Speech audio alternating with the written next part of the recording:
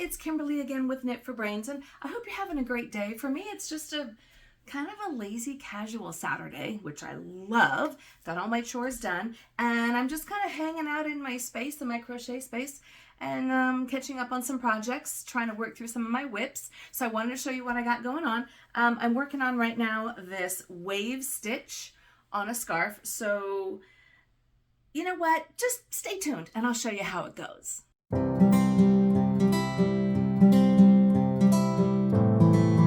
Hey there again, it's Kimberly with Knit for Brains, and I want to show you today what I got going on. So you might recall a few weeks back that I took you to the Carlsbad Flower Gardens, which is this beautiful flower fields that they bloom every single year, and you can buy the bulbs and then you can buy the cut flowers, and it's just beautiful. So we went on a tour. It was a little bit rainy that day, but that's okay.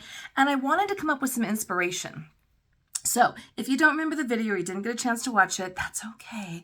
I'm including it right here, and you guys can see the flower fields are absolutely gorgeous. If you've never been, that's a shame, but at least you can kind of go virtually with me. So I ended up choosing 2 colors out of the 4 skeins that I had. I chose this nice classic sock 50 grain skein, and this is from 50 gram skein, excuse me. This is from Craftily dyed yarn, and the color is called Nova. And I happen to have 2 skeins of this. So I mixed the Nova with this Knit Logic skein that I had called Citrus Squeeze, I believe it was. So this is Citrus Squeeze, and this is my Nova, which is almost gone. And I'm loving it so far. I decided to do the wave stitch. Some people call it a ripple stitch, because I really wanted it to reflect the flower fields, right? And I also wanted to give some nice definition between the 2 colors, hoping I would get some good definition. For the most part, I am getting some really nice definition. You can see here, let me pull out my little hook. You can see that I've got the purple going through it, the Nova, and then I'm doing some single crochets with the Citrus Squeeze. So you can see how I'm getting some really pretty definition out of it. I'm loving it. I'm loving it. The only issue that I have is I'm using sock yarn, and it's very, very small, and the hook is very small, and I ended up kind of injuring myself, just the repetition. And so I got, well, some would say it's akin to like a tennis elbow, but we're going to call it crocheter's crook or something like that. But anyway, so I'm kind of having to take a little bit of a break, and basically what I'm doing is just mixing in some other projects that have bigger needles. But it's working up really pretty. It's just small and really time consuming. It's very dense, as you could see. This is a very dense, it's just going to be like a big scarf. It's beautiful. Love it. See? Love, love, love, love, love. It's just really, really dense and small. Anyway, so if you don't know about this stitch, I'm going to go ahead and do a little tutorial right here so that you can try it out for yourself. It is basically, it's not so much a stitch as it is just a pattern of stitches, right? A repetition of stitches. Very simple with what I think is a very dramatic result. So I'm super happy with this. You could even do this stitch with more contrast. Maybe, you know, instead of the yellow, because there's a little bit of yellow that's being picked up in the Nova, you could maybe even bring in, I don't know, like a white, or you could do a red and a white, or blues and whites, or whatever you wanted to do, and maybe get some more contrast. I feel like I'm getting enough contrast. I'm happy with it, you know, because you are seeing the ripple effect. And then I'm doing in the yellow, I do 2 rows of single crochet, and I'm doing BLO, back loop only. I think I'm going to do a video on like abbreviations, because people are like, what the heck is BLO, FLO? FMLK? FMLK is something in my other world. That's nothing to do with crochet. I'm in healthcare. Anyways, so, but it's nice. It just gives you this really nice, by doing the back loop only, I get a really nice ribbing going on right in here. So, I like it. I like it a lot. But if you want to know more about this stitch, or just kind of how to do it, I've included a tutorial right here, and I'll keep doing some updates with the progress, but it's going to take me a while to get through this thing, just because it's a lot, and I can only do it for maybe like a couple hours at a time. I really should probably do like 1 hour at a time, actually, now that I'm thinking about it, and then just give myself a little bit of a break. So if you want to know how to do it, check here. So like I said, the wave stitch is really more of a pattern than it is an actual stitch. And the way it's created is by lengthening and shortening the heights of the stitches. So therefore, this pattern is going to include some single crochets, some half double crochets, some double crochets, triple crochets, and then down the back side you go double, half double, singles, and then that basically finishes out the pattern. So it's really, really simple to get it. Now again, you could do this with one color, but I really think that to get a real picture of the actual stitch, you really need to have some good contrast. So as you can see here, I did my single crochets, then I did half double crochets, double crochets, 3 triple crochets, double crochets, half double crochets, and then single. And then I just kept going along. And then I would separate the actual pattern with 2 rows of single crochet in my contrast color. So to begin, I used color A. So I started out with my yellow, right? This was just my base color. And I just decided how many stitches across that I wanted. So in this particular pattern, I did a pattern repeat of 16. So you can start with really whatever works for you. In other words, I did 14 for the actual pattern and then 2 for the foundation chain. So I did I did 16, okay? So it really depends on just how long you want it to make it. I really wanted to be able to see the difference in the pattern at least 2 to 3 times.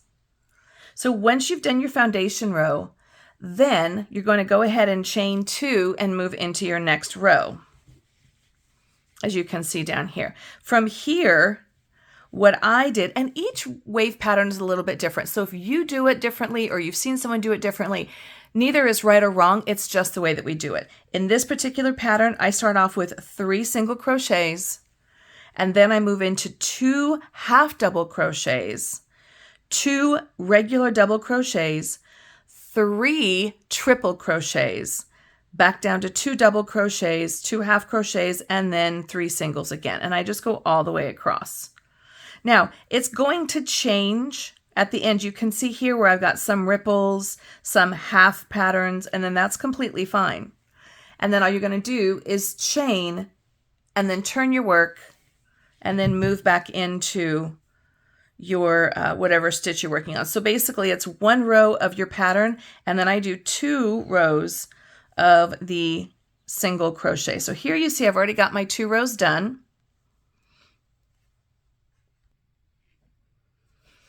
Okay, so now I'm actually doing the pattern stitch here. So I'm going into the row that I just created with my citrus squeeze, and you're going into both stitches front and back, and I'm going to single crochet 3. There's 1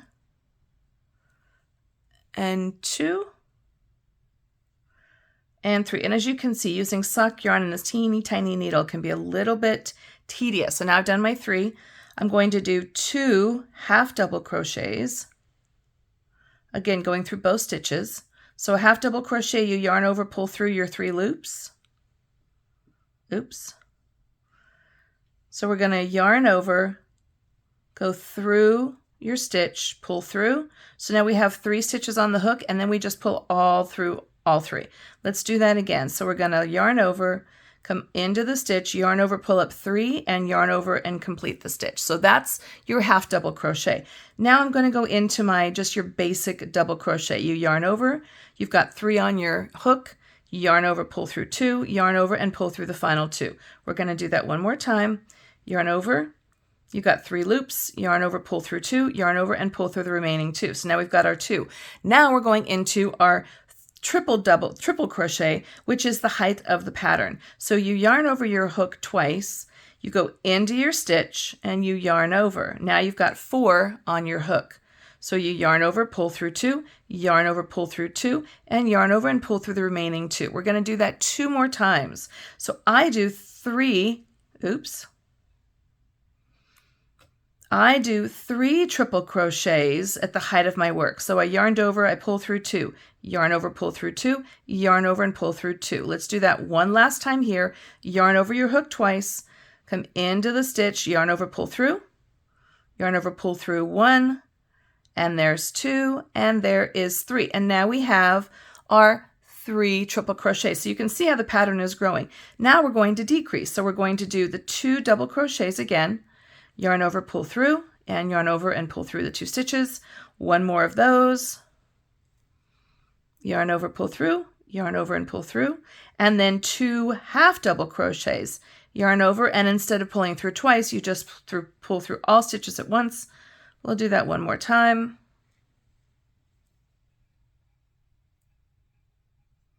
This yarn is small. So now we finish the 2 half double crochets. Now we go back to those 3 single crochets. There's 2 and there's 3. And that's it. That's all you have to do. And you just repeat the pattern all the way across your work. But you can see how it grows and then decreases here. So I'm going to finish this row and I'll meet you at the end. All right, so now we finished the 1 row, and as you can see, I've got 3 ripples, which is pretty much what I'm wanting to go with, just so you can really see the definition. And then from here, we're going to do, I like to keep my yarn in a yarn ball so it doesn't go running all over the place. I just swap them out. And then from here, I'm just going to do 2 rows, 1 going each direction, of single crochets. Let me get that yarn in back of my, there we go. Or rather in front of my work, I suppose, depending on what you're seeing. And then from here, we're going into, now I'm going into the back loop of those stitches to give it a little bit of definition. So this is just a simple single crochet all the way across.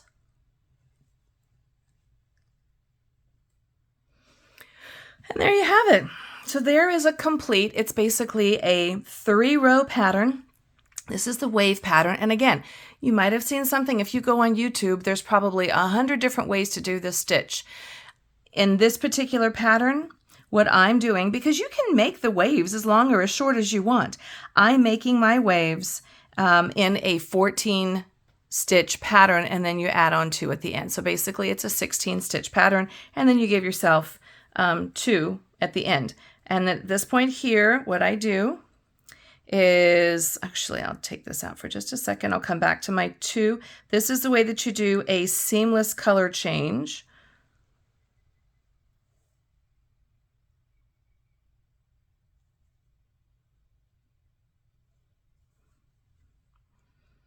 So to do a seamless color change, I'm going into my last stitch, yarning over and pulling through. And instead of completing the stitch with this last, I'm going to switch out to this yarn and then yarn over and pull through. And then you've got a complete color change that is seamless. And then from here, I would just go back across and do my 3 single crochets, 2 half double crochets, 2 double crochets, 3 triple crochets, 2 doubles, 2 half doubles, and then 3 singles. So basically you grow your wave and then it decreases, and you grow your wave and it decreases just with your stitches. Very simple pattern, really, I think, really dramatic results. Again, you can choose whatever colors you want. You can do blues. It would be great for a baby blanket. It's got a really nice dense stitch, so it's not real lacy. So if you want something that's going to be a little bit more warm or a little bit more durable for a baby or a scarf or something like that, I think this is a really great stitch. So again, this is the wave or the ripple stitch, call it what you want. And again, and some people would like to do maybe like just a bunch of, like half double crochets and double crochet, maybe not go so high, or maybe you want to do 4. It's really, really up to you. But the idea is just that the pattern grows and then it decreases and it grows and it decreases. So there you go. And there you have it. This is my work in progress. So I'm going to show it to you when it's all done. This is my ripple stitch or my wave stitch. I like to call it the wave stitch because the flower fields are in Carlsbad, which is a little beach community here where I live in Southern California. And I wanted this to replicate the flowers that I saw in the flower fields of Carlsbad. So this is my ripple stitch representing the flower fields in Carlsbad. Thanks so much for watching. Make sure you hit that like and subscribe button so you get to see all my notifications. And don't forget, the name of the channel is Kimberly with Knit for Brains. Thanks for watching. I'll see you soon.